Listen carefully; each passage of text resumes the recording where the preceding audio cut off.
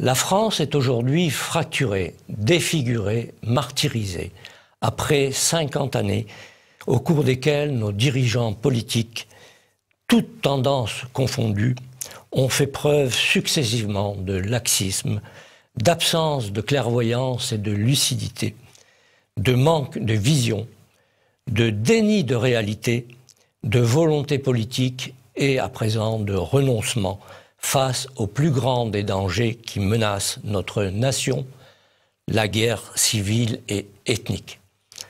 L'acceptation d'une immigration massive non contrôlée est surtout incompatible avec nos valeurs, nos mœurs et nos modes de vie, sans avoir modifié les conditions d'accès à la nationalité française, constitue une faute et une trahison inqualifiable commise contre la nation, contre son identité et son droit légitime à sa continuité historique.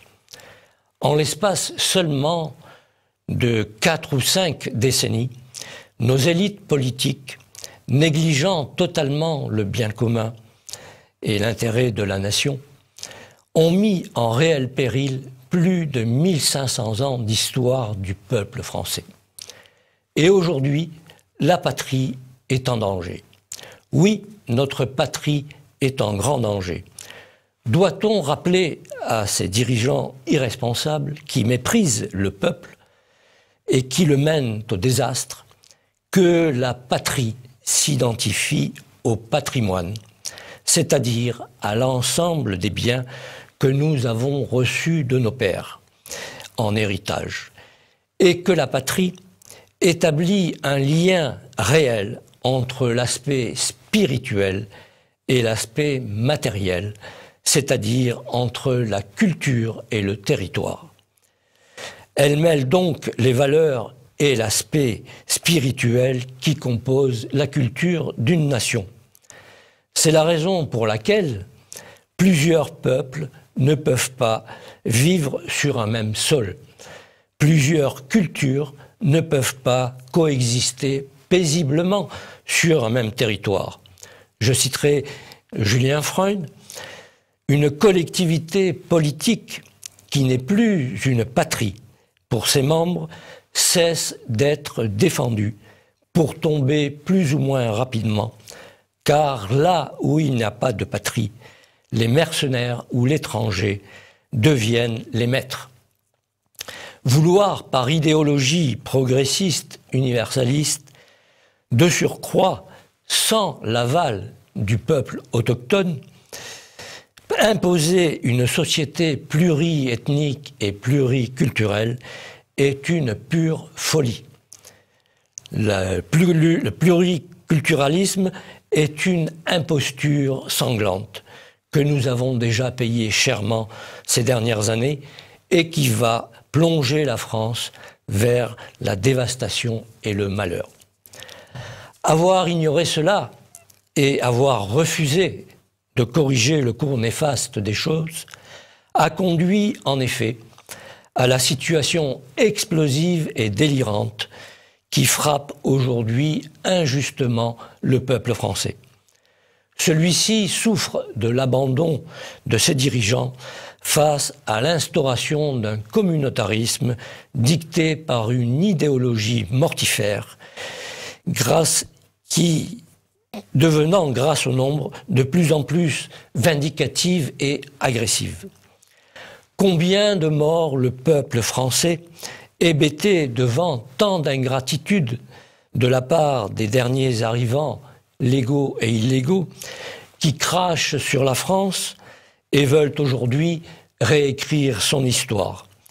Combien de temps le peuple attendra-t-il avant de se révolter devant cela?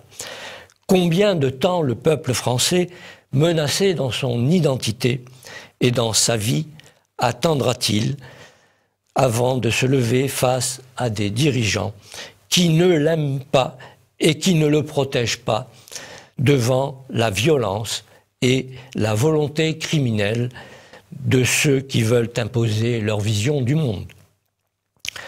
Nos dirigeants politiques peuvent-ils continuer impunément à ignorer les drames qui s'annoncent et à refuser d'assumer leurs responsabilités.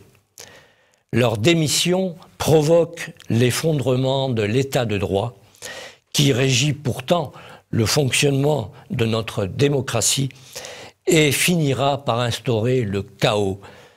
Le chaos, la chienlit, aurait dit De Gaulle, qui inévitablement conduira à l'affrontement. L'heure est donc grave. Face au naufrage de la France, qui se dessine sous nos yeux ahuris, le peuple français doit-il se résigner et se soumettre au triste sort qui lui est réservé? L'espérance doit-elle disparaître? Tout espoir est-il donc perdu? Mais la fin de l'espoir, n'est-ce pas le commencement de la mort? Eh bien non, rien n'est écrit et tout est encore possible à condition de le vouloir.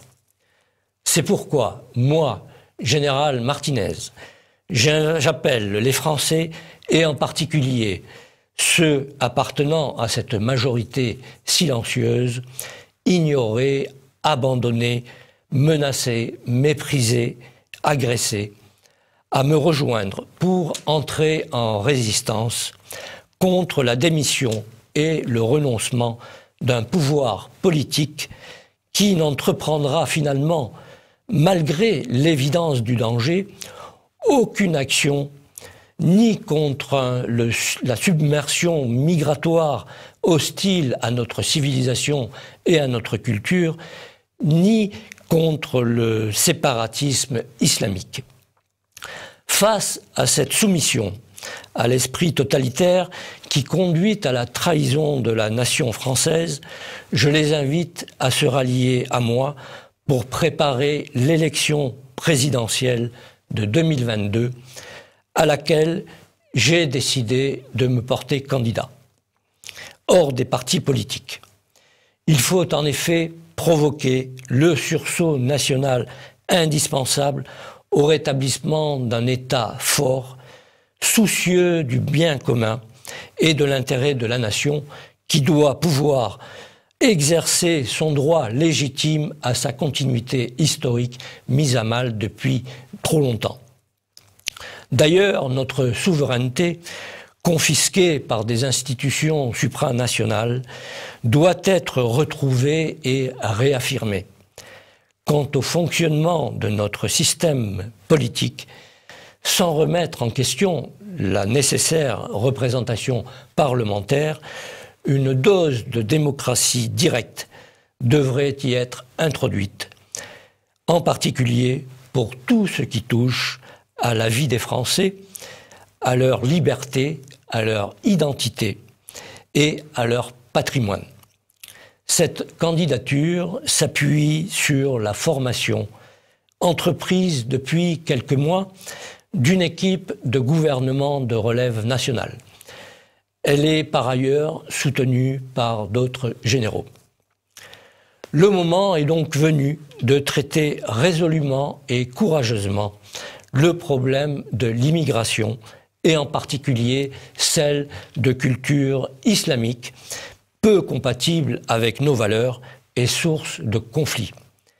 Après le droit à la différence pour les individus prôné par la gauche française il y a une quarantaine d'années, il est temps à présent d'exiger le même droit à la différence pour les peuples. Le peuple français a le droit d'être différent des peuples d'Afrique noire et du Maghreb et vice-versa. L'Europe doit pouvoir être différente des peuples différentes de l'Afrique noire et du Maghreb également. C'est d'ailleurs ce qui a constitué la richesse de l'humanité jusqu'à présent. Mais cette dérive, qui s'est accélérée au fil des dernières décennies, a été rendue possible grâce à une propagande ignoble exercée par l'idéologie droit de l'homiste et acceptée par des dirigeants politiques coupables qui se sont succédés. Elle a, avec la complicité de ces derniers, formater progressivement et enfermer notre peuple dans un état de culpabilisation et de repentance injustifiée. Cela doit cesser. Au-delà de ce premier combat primordial, le redressement de l'État devra être entrepris et avec lui, la fin de la corruption, de la politique systématique de mensonges et de falsification. L'État doit en effet être au service de la vérité, des citoyens et du bien commun, et non pas à la solde de sordides appétits particuliers sur fond de conflits d'intérêts. Le peuple français, il faut le lui dire, c'est un grand peuple qui doit maintenant se réveiller et se réapproprier sa riche histoire pour refuser sa paralysie et sa léthargie dans lesquelles il a été plongé injustement. Il doit retrouver la fierté et renouer avec son passé pour se projeter dans l'avenir choisi librement et non pas subi. Pour cela, l'ordre et la loi doivent être rétablis, car l'ordre seul est le garant de la liberté, alors que le désordre mène à la servitude. Il doit refuser de mettre un genou à terre et rester debout pour se dresser contre le mensonge. Il est temps pour lui d'entrer en résistance pour être acteur dans l'histoire qui s'écrit et non plus spectateur. Et la flamme de cette résistance ne doit pas cesser de grandir. Le combat que nous mènerons ensemble, sans haine mais avec détermination, nous est en fait imposé par le renoncement de nos dirigeants. Face à cette guerre qui vient sur notre propre territoire, ce combat ne peut être que souverainiste, identitaire et culturel. Il nous conduira jusqu'à la victoire pour sauver la France et la nation française. Vive la France!